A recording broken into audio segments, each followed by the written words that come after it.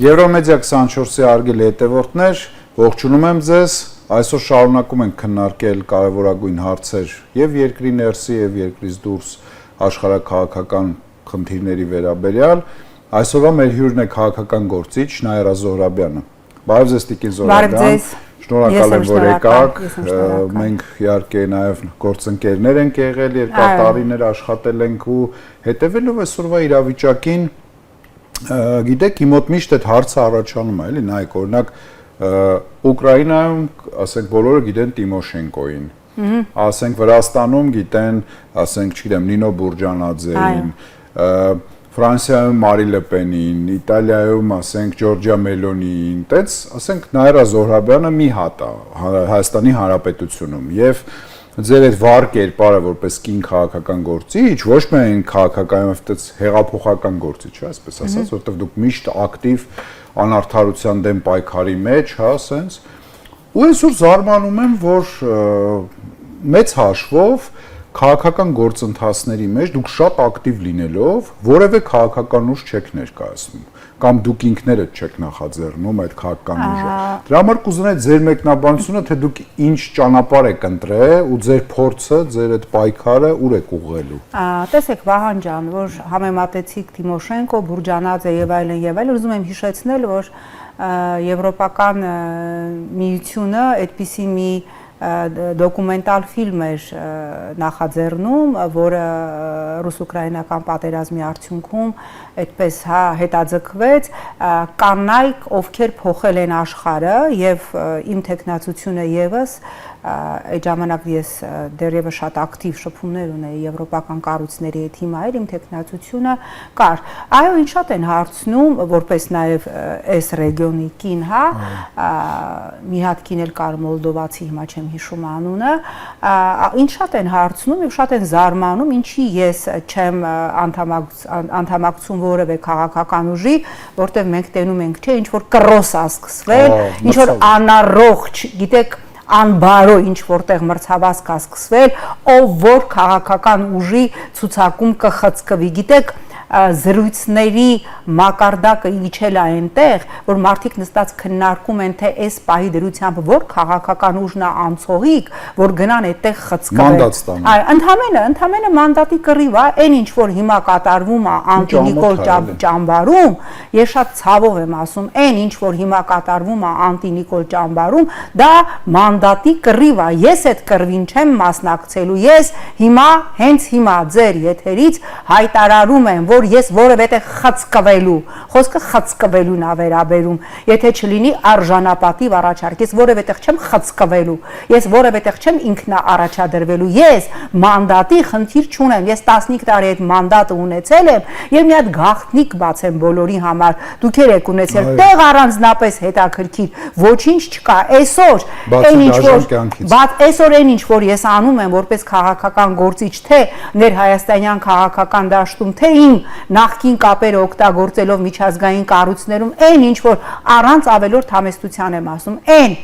աղմուկը, դե ես դա տեսել եմ, այո, որ ես բարձրացնում եմ նաև հիմա միջազգային հարթակներում մեր ռազմագերիների Արցախի մշակութային ժառանգության վերաբերյալ, սա խորհրդարանի ամբողջ ներուժը, դրա շատ աննշան տոկոսը կարող է անել կամ չանել։ Ես այսօր առավոտյան, երբ որ տեղեկատվություն ստացա, որ ուղղակիորեն կատաստրոֆայա Բաքվի բերդում գտնվող լիբանանահայ Վիգեն Էյուլքչեչյանի առողջական վիճակը, Վիգենը չի կարողանում այլևս քայլել։ Ես շատ վատ կանխատեսում ունեմ, որ Վիգենը կարող է մահանալ։ Ես բոլոր միջազգային կառույցներին ահազանգել եմ։ Ես ահազանգել եմ եւ շարունակում եմ ահազանգել նաեւ այս խայտարակ դատավճիռների վերաբերյալ, որ կայացվեց Բաքվի քաղաքական էլիտայի բոլորին ցմահ ազատազրկում եւ պատահական չի, որ իրանց մեղադրող դատախազներից մեկը ասեց, եթե Ադրբեջանի քրեական օրենսգրքում մահապատիժը պահպանած լինեինք, 5 իրենց բոլորին պիտի գնդակահարեին եւ մենք ամեն օր տեսնում ենք որ Ադրբեջանը բուրդուզերով հողին է հավասարեցվում Արցախի օկուպացված Արցախի որևէ մշակութային արժեք եկեղեցի գերեզմանատներ այս ամենի մասին ես տեսնում եմ որ Հակա Նիկոլ Ճամբարի լավ իշխանությունը չի զբաղվում իրան հետաքրքիր չի իրանք Արցախը փաթեթավորել բանցիկը կապել տվել են Ադրբեջանին ասում են ինչ ուզում ես արա ոնց ուզում ես ոչնչացրու Ստրասբուրգում վերջերս ես Ստրասբուրգի գրախանութում տեսել եմ այսքան հաստափոր մի հատ գիրք իդեպ ադրբեջանցիները ինչ են անում ոչ թե ադրբեջանական հեղինակա որ ասենք դե ինքնա գրելա վարձում են եվրոպացի մասնագետներ վճարում են եւ ամբողջ Արցախի մշակութային ժառանգությունը կեղծված ու ներկայացված էր որպես ալբանական ես չգիտեմ ինչական բայց ոչ հայկական այս ամենի մասին պիտի խոսել այն ոնց որ ադրբեջանցիներն էին 30 տարի ոչիլի պատմությունը սարքում անգամ հյուսիսային սառուցյալ օվկիանոսի հալոցքի թեմայի քննարկումը բերեցին կապեցին այո Ղարաբաղին հիշում եք չէ նույնը մենք հիշում եմ մեր հարգելի հեռուստադիտողներն էլ լավ կլինի իմանան դրա մասին շատ անգամ չի խոսվել բայց օգտվելով արդից ասեմ ես շատ լավ հիշում եմ 10 տարի առաջ ուղիղ մենք Եվրոպայի խորհրդում ցեղասպանության 100-ամյակներ այո հիշում ես ինչ արեցին ես հիշում եմ թե ոնց մենք դուք կարողացանք թուրքական պատվիրակության գրասենյակները մտնել եւ մենք հայոց ցեղասպանության այդ մեր բրոշուրները Ես իմ ձեռքով Վահան տարանք դրեցինք իրանց 100-ամյակին ու այսօր Հայաստանը դարավ մի երկիր որտեղ ինչ դնելու մասին է խոսքը ինչ խոսալու մասին այսինքն մենք իրականում չէինք սպասում դուք ինքներդ էլ չէիք սպասում չէ՞ որ ընդհանրապես 10 տարի հետո հիմա հարցս հետեւյալն է 10 տարի հետո եթե սեն շարունակվեց ինչ եք տեսնում դուք ստեղ հիշում եք չէ Վահան ջան 10 տարի այո 10 տարի ցեղասպանության 100-ամյա տարելիցին դու կանգնած էիր, երբ ես իմ ձեռքով մտել եմ թուրքական պատվիրակության սենյակ եւ թուրք падգամավորի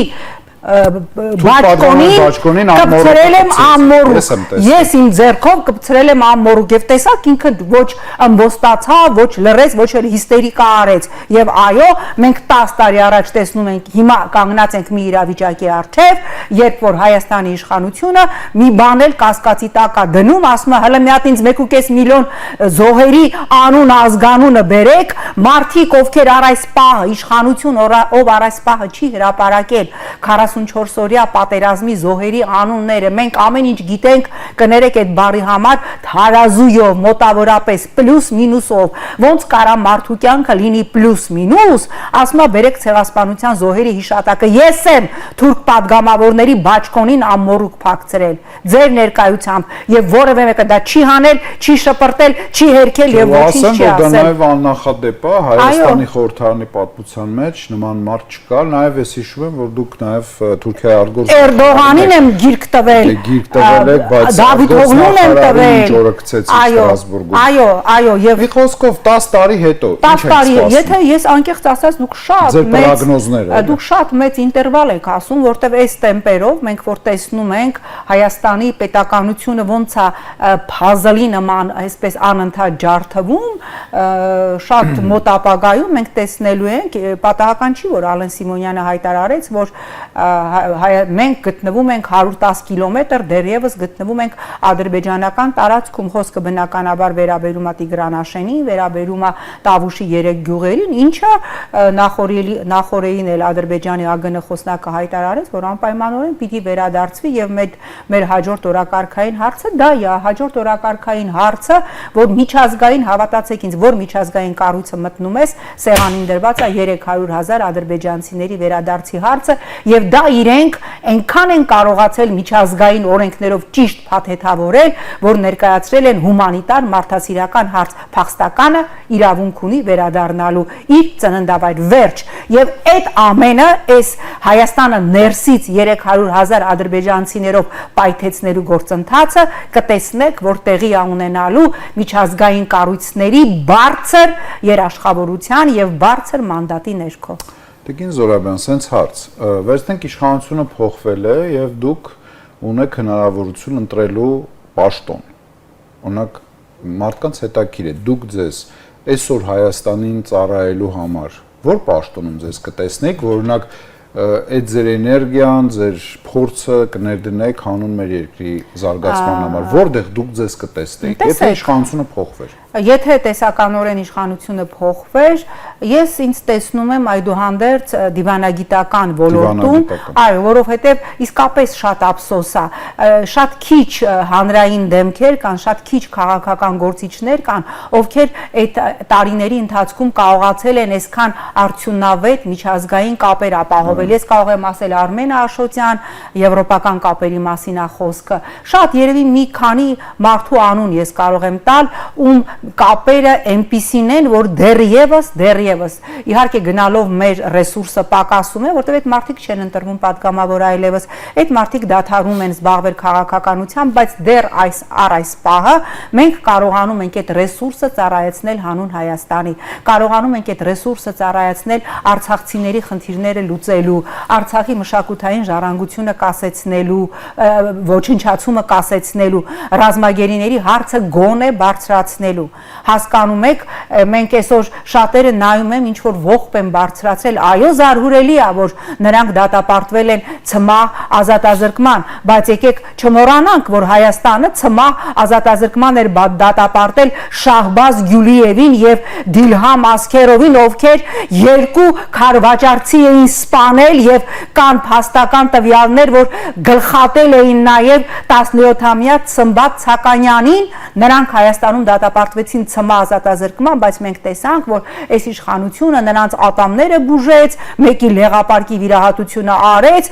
լողացրեցին, մազերը ֆենեցին, վրաները բանցիկ կապեցին ու հանձնեցին Բաքվին։ Այսինքն ես հասկանում եմ, որ մենք բաց թողեցինք մի կարևոր փուլ եւ հնչեց դատավճիռը ցմահ ազատազրկման, որը օրեր անց հնչելու է նաեւ Ռուբեն Վարդանյանի մասով, որտեղ են հոդվածները, որում իրանք մեղադրվում են մարդկանց տրկության տանել։ Ես գրել եմ այդ հոդվածները, կատաստրոֆա է, ռազմական կողոպուտ, մարդկանց տրկության ենթարկել, մարդկության դեմ հանցագործություններ, ցեղասպանական գործողություններ, տերորիստական գործողություններ, զինված ահաբեկչական խմբավորում կազմավորելը, այդ քրեական օրենսգրքի Ադրբեջանի 42 հոդված, 42-ից 47 հոդված է ամեն մեկի վրա, որից 17-ը ենթադրում է ցմահ ազատազրկում, բայց ես հասկանում եմ նաև, որ ի վերջո սա քաղաքական հարց է եւ լուծումը պիտի լինի քաղաքական։ Մենք չպիտի դադարենք այդ միջազգային կառույցների կոկորդը բռնել եւ խեղդել այդ մարդկանց։ Ինչ եք կարծում, ով կլինի հաջորդ ընտրություններում ընդդիմության ֆավորիտ, կլինի այսօք ինչ որ մեկը, թե դուք էլ եք տեսնում, որ լինելու է այսպես ինչ որ շատ մասնակիցների եւ չստացված որևէ լուրջ ֆավորիտի ընտրություններ, հա, ալտերնատիվ չունենալու բան է։ Տեսեք, ես կարծում եմ ընդդիմությունը վաղարշապատի խոշորացված համայնքի ընտրությունից պիտի հետևություն անի, որովհետև մենք տեսանք, չէ, որ ընդդիմության մասնատված լինել ընդամենը 700 ձայն էր պակասում ընդդիմությանը, հավաքական ընդդիմությանը, որ իրենք գրանցեին հաջողություն, ունենց որ ԿՊ սալյուտներ ա տալի, չգիտեմ ինչեր անում, որ վայ մենք հաղթել ենք, 700 ձայնի տարբերության մասին է խոսքը եւ այստեղ շատ վատ դերակատարություն են ունեցել այն 40% չմասնակցածները, ըստ էության իրենց չմասնակցությամբ իրանք քվեարկել են ԿՊ-ի օգտին։ Նույնը չի լինելու խորհրդարանում։ Հիմա եթե ընդդիմությունը հետևություն չի անելու, եթե էլի շարունակելու են լապատկան քլունգը ու Իսկանդերը առած իրար տակ փորել, եթե շարունակելու են այդ իդիոտ օրակարգը, բա մի հատ հələ եկեք քննարկենք ով ա բերել Նիկոլին եւ դա ասելու են մարդիկ, ում ես հրապարակում տեսել եմ Նիկոլ բերելուց, Նիկոլի անփոխարինելիության մասին հարցազրույցներ տալուց, ընդ որում ոչ միայն հայկական, ոչ միայն ռուսական, այլ նաև եվրոպական հեռուստաընկերություններից, եթե ընդդիմությունը սա չի դադարեցնելու եւ չի հասկանալու, որ մենք էգզիստենցիալ գոյաբանական խնդիր ունենք եւ մի ճակատ չի ձևավորելու եւ առնվազն չի փորձելու մի քանի խոշոր բևեռներով, այսինքն մի 30 այս պրոգնոզը որ նայում ենք, ես հաշվում եմ առնվազն մի 30-35 առնվազն Մասն կուսակցություն մասնակցելու եւ ինչա լինելու արդյունքում շեմը չհաղթահարածների այդ ամբողջ ռեսուրսը գնալու է եւ նպաստելու է Նիկոլի վերարտադրությանը, եթե սա է ընդդիմության օրակարգը կամ եթե ընդդիմության օրակարգը նա է, ինչ որ մենք լսում ենք, դե մի 20-25% ես կտանեմ, մի 20 մանդատ կունենամ, եթե մանդատի կռիվ է, այդ պրոգնոզները, այդ մանդատի կռիվը, այդ տեղավորվելու բանը ոնց որ հաղորդման սկզբից էինք խոսում, հա, հետաքրքիր է, չէ՞, որ պատերազմ տեսած, պարտված, հասարակական նման բաժանարար գծերի մեջ ապրող, ատելության, հա, այդ իրար անհանդուրժող բան, այդ վիճակների մեջ ու չկա միասնություն, չկա որակյալ ինչ-որ քննարկում, կա հարց, Պողոսը 7% կտանի, Մարտիրոսը 5%, հա, ես որտե տեղավորվեմ, 2%, չես ուտա ինչի անցնի են կանցնի, ամբողջ քաղաքական խոսույթն ու բանավեճը գնում է դրա մասին։ Եվ ցավոք սրտի ինչքան մոտենա ընտրական փուլը, ես վստահ եմ, որ կամ Նիկոլը ինչ գլխարկ դրեց։ Հա, Նիկոլը ինչ այս գլխարկը ինչ է խորհրդանշում, թե սենց արեց, այսքան դա է քաղաքական։ Բայց ես որ ասում եմ միջև հիմա, բա որ ես ասում եմ միջև հիմա մենք բոլորս ըստ էության խաղում ենք Նիկոլի գծած օրակարգով, մենք բոլորս անտի-Նիկոլ, հակա-Նիկոլ ճամբարը ըստ էության արձագանքում է Նիկոլի օրակարգին։ Վայ, այսօր այս ցիլոնա դրե նշանակում է ինչ որ փորձում են գնալ Ֆրոյդի ենթագիտակցական կամ Յունգի ենթագիտակցական շերտերով հասկանալ։ Եթե ոչ իմանալ չի նշանակում այսօր այդ գլխարկն աուզը, այդ գլխարկն դրե կամ այս սրտիկը որ արեց, ամբողջ քաղաքական դաշտ դա է վերլուծում, կամ մտածում են լավ որ քաղաքական ուժ ինչքան կհավաքի, որտեղ ես գնամ խցկվեմ, եթե սա է ընդդիմության օրակարգը, ինձ համար այս օրակարգը մերժել է, այսինքն ընդդիմությունը նույնքան չի գիտակցում են էգզիստենցիալ գոյաբանական վտանգները, ինչքան այդ վտանգների վրա խորապես թքած ունի իշխանությունը։ Սա է խնդիրը։ Հասկանալի է այդ ամեն ինչը, բայց այնուհանդերձ 26 թվականը գալու է, ուզենք թե չուզենք, ընտրության օրը գալու է եւ հայ ժողովուրդը պետք է որոշում կայացնի, ընտրում է իրական Հայաստան, թե պատմական Հայաստան, թե ինչ որ այլ Հայաստանի առաջարկ է լինելու։ Հիմա տարբեր խոսակցություններ կան, տարբեր թեմաներ կան, բայց ի վերջո դուք ոնց եք կարծում, Հայաստանը ունի շանս ոտքի կանգնելու եւ ինչ պետք է անի նոր իշխանությունը, որ այդ Հայաստանը ոտքի կանգնեցնի։ Եվ այս հասարակական բևեռվածությունը հաղթահարի։ Ես մի հարց անդրադառնամ, շատ կարեւոր է, որ օրինակ ես չտեսա, որ մեր նույն խորհրդարանական ընդդիմությունը փաստերով ներկայացնի, երբ որ կառավարության ղեկավարը ներկայացնում էր, թե իրանք ինչեր են արել, ինչպես են կատարել կառավարության ծրագիրը եւ մի հատ էլ հավակնում են, ես ընդամենը, որ այդքան մանրամասն չեմ ուսումնասիրել, մի օրինակ բերեմ, ուրեմն խոստացել էին, ծրագրով նախատեսված էր, ազգային ժողովն էլ հաստատել էր, կառուցել 284 դպրոց, 284 դպրոցից կառուցվել է 59, իդեպ 59-ից հիմնովին 0-ից կառուցվել է 33-ը, մնացածը հիմնանորոգվել է, այսինքն ծրագրի այս հատվածը դպրոցաշինությունը ասֆալտ, այդ երկուսն է, չէ, իրանց թոփ սիրած թեմա տրաքացնում են ասֆալտ, դպրոց, ծրագրի ավարտին մնացել է 1 ամիս, իրանց հայտարարած դպրոցաշինություն ծրագրի ընդամենը 20%-ն է կատարվել, սա է իրանց իրական Հայաստանի իրական թվերը, fake թվերը, սա է, ինչ վերաբերում է ընտրություն իրական Հայաստանի, պատմական Հայաստանի, այս իշխանության իրական Հայաստանը դա թուրքական վիլայեթն է,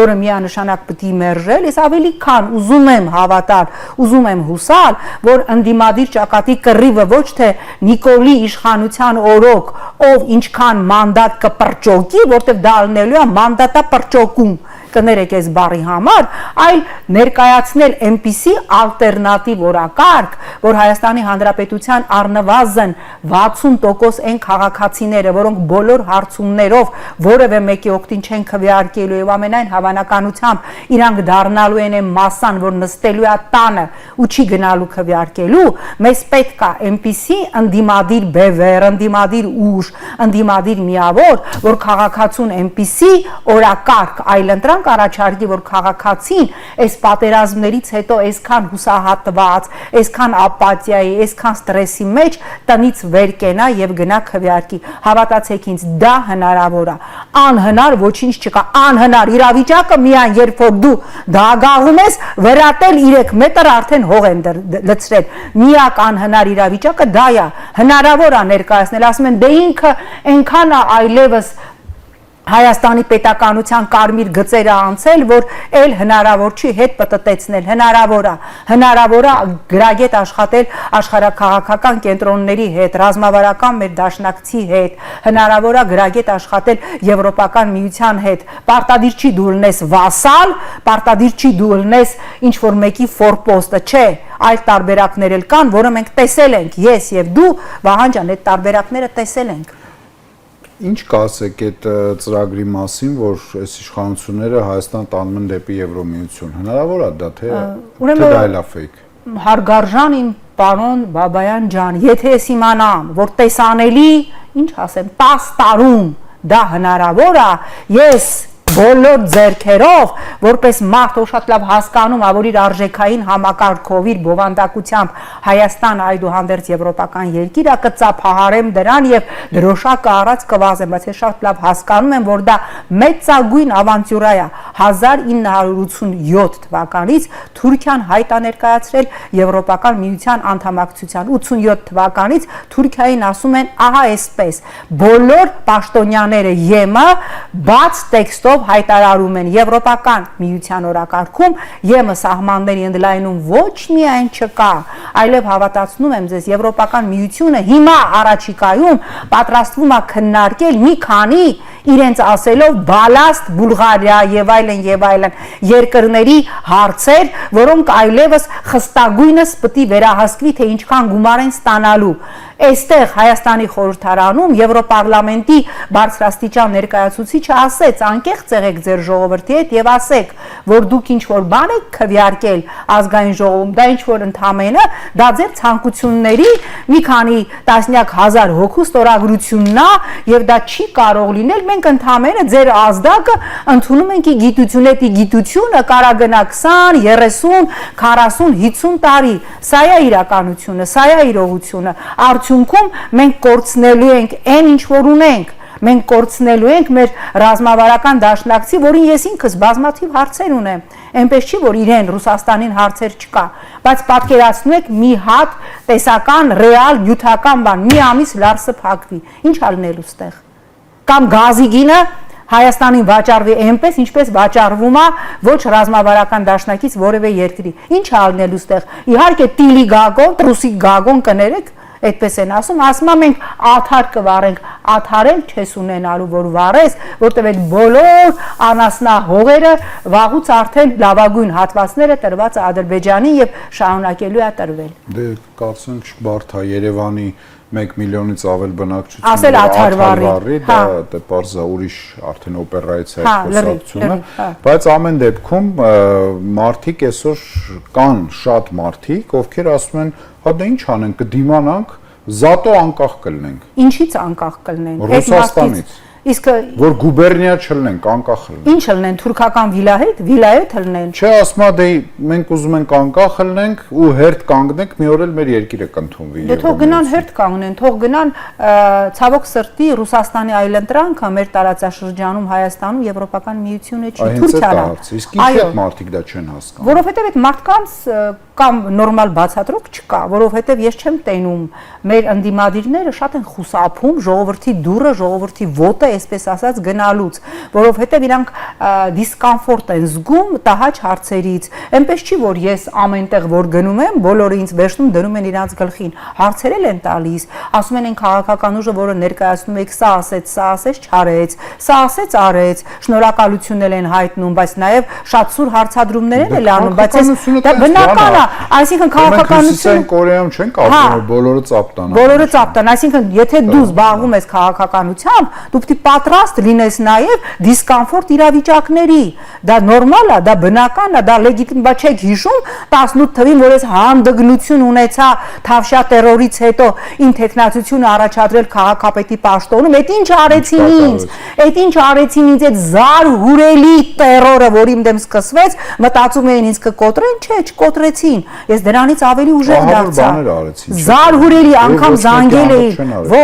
ոչ մեկի հանդեպ, ոչ մի կնոջ հանդեպ, անգամ զանգել էին իմ երեխային, որից հետո իմ աղջկա մոտ լրջագույն ճնշման խնդիրներ կա, ասել էին մամայից սպանել են, հիմա իրա դիակը բժշկականի մորգում է, գնդագաղ տարեք գնացեք, հասկանում եք, եւ իրանց թվում է ես դա իրանց ներելու եմ, հատ ես գիտեմ դրանք ովքեր են արել, այդ ամբողջ դոսիեն кейսը ինձ մոտ է, դա հասնելու է եվրոպական դատարան, ըստ օդում կախված լուրերի այդ այլանդակ ֆեյքերը աշխատացնում էին իրանց խմբակցության падգամավորներից մեկը եւ իրանց մի հատ սատելիտ հասարակական սեկտորով զբաղվող, ժամանակին ես դիմեցի դատախազություն իրավապահ համակարգին, բնականաբար այդ բոլոր գործերին ընթացք չի տրվել, բայց իրանք չեն մարսելու, չէ, Ալեն Սիմոնյանը, որ իրավացիորենի դեպ ես գտնում եմ, որ հայհոյանքը դա զարհուրելի, դա չի կարելի, հասկանում եք։ Եթերում հայհոյելը դա դատապարտելի արարք է, ես ուրիշ բան չգիտեմ։ Վահան ջան, ով է բերել այդ մշակույթը։ Ով է բերել, ինձ կարող եք ասել, ով է իշխանություն զավթել դագաղներով, ով է, ես եմ Աշոտյանի կամ Շարմազանովի ողջ մարդկանց դագաղները պարացրել, ես եմ Շարմազանովի դրան դիմեց։ Մենք ով է արել, բայց դուք էլ չէ, ձեզ թույլ չեք տա երբևիցե մարդկանց հայտնի։ Ոչ, ես գտնում եմ, որ մենք կարևոր խնդիր ունենք այսօր, ամենակարևոր խնդիրը այս հանրային մեր օրգանիզմը առողջացնելն է, մենք հանրային դետոքսի կարիք ունենք, մեր օրգանիզմը պիտի ազատվի թույնից, ատելությունից, թշնամանքից, մենք սկսել ենք ատել մեր մերձավորին, դա ամենասարսափելին է, ես պիտի սկսեմ ինձանից, ես ամեն օր ասում եմ, այո, ես զարթնում եմ եւ ինքս իմ վրա աշխատում եմ, որ նիկոլիզմ սեգմենտի հանդեպ իմ արգահատանքը ես կարողանամ հաղթահարել, որտեղ եթե ես չեմ կարողանում իմ մեջ այդ թշնամանքը, ատելությունը հաղթահարել, ես ավելի ցածր գիտակցական մակարդակում գտնվող պայմանական ասած ախուրյանցի անոյին չեմ կարող ասել անո դու հայ պայմանական անոներ, դուք անեցքներ մի գրեք, դուք հայհոյանք մի գրեք, դուք մի թշնամանք ու ատելություն տարածեք, չեք տեսնում այդ մեկնաբանությունները, նայում ես կին, թորնատեր կին, ինչ ասեմ, շուկշինի հարբած մուժիկի հայհոյանքն ա տալի, որտեղ ինքը մտածում է, որ իր չստացված, չկայացած կյանքի համար բոլորը մեղավոր են իրանից բացի։ Հա, ու բոլորը թալանչի են իրանից բացի։ Շատ հետաքրքիր զրույց էր, Տիկին Զորաբյան, ես անկեղծ մաղթում եմ ձեզ, որ ձեր փորձը, ձեր գիտելիքները եւ նաեւ առողջությունն ու էներգիան իրոք այնպիսի ղեկավարություն լինի մեր երկրում, որ գնահատվի դա եւ դուք կարողանաք բացի ակտիվ քաղաքական գործունեությունից նաեւ զբաղվեք դիվանագիտական եւ պետական գործունեությամբ։ Շնորհակալ եմ, ես եմ շնորհակալ։ Հարգելի հետևորդներ, այսօրվա իմ հյուրն էր քաղաքական գործիչ Նաիրա Զորաբյանը, իսկ մենք կհանդիպենք։